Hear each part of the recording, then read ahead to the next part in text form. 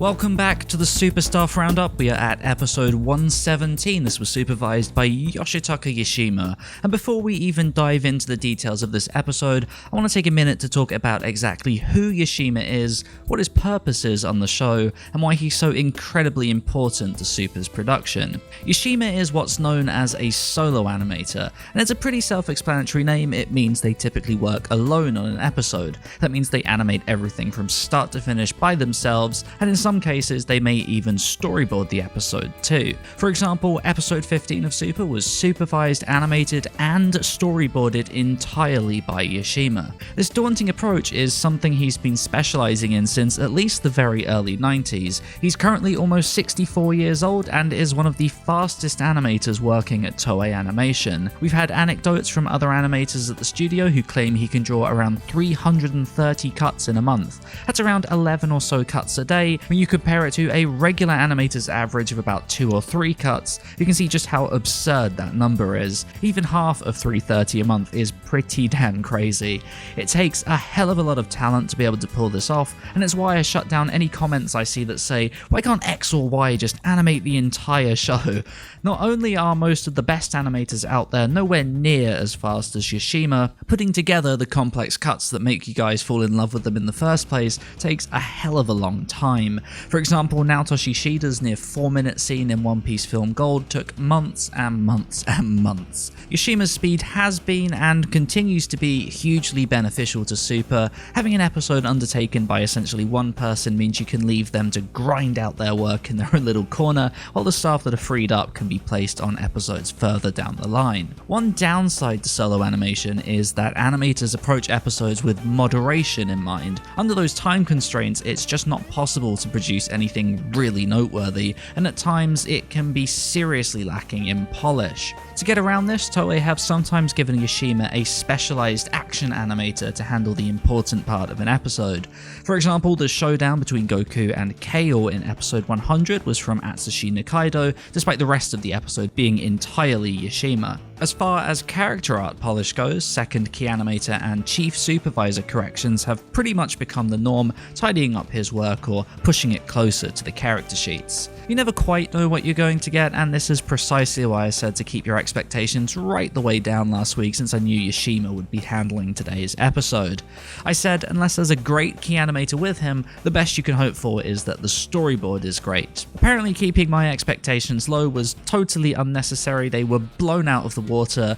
Let's kick things off with the storyboard and direction. Kazuya Kurosawa led this episode. He's not necessarily my favorite director on the show, but he's certainly one of Super's strongest. Weirdly, he's almost always paired with Yashima. I think the idea is to have a fantastic storyboard make up for the limited animation.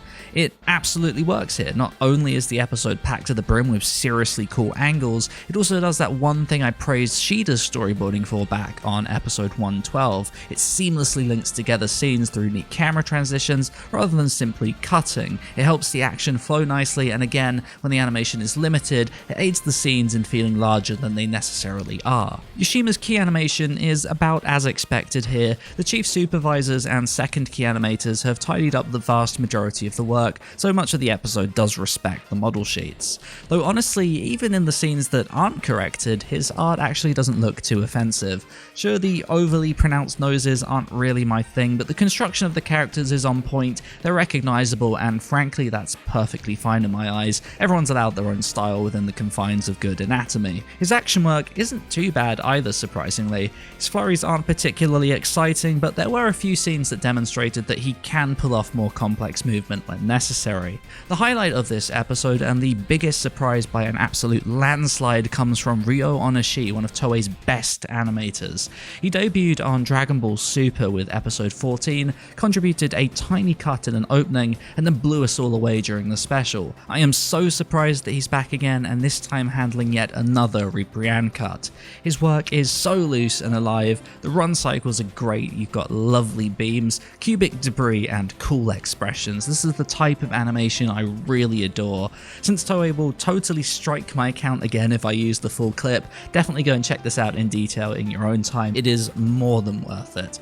I'd love for Onoshi to stick around, and I'm sure we'll see some more from him throughout this tournament, but with Toei's 2018 shows on the horizon, the likelihood is this is just a temporary stopover before he moves on to something else. He's not exactly known for staying on long-running shows for particularly long. This episode was all around surprising and pretty damn good. Yukinori Fukushima isn't really known for being Super's best writer. His episodes can often be tonally all over the place, but here everything seemed to flow very naturally. He even had some nice character moments. It managed to remind me that Ribrianne was actually pretty tolerable initially. I wouldn't say I was sad to see her go, but it was handled very well.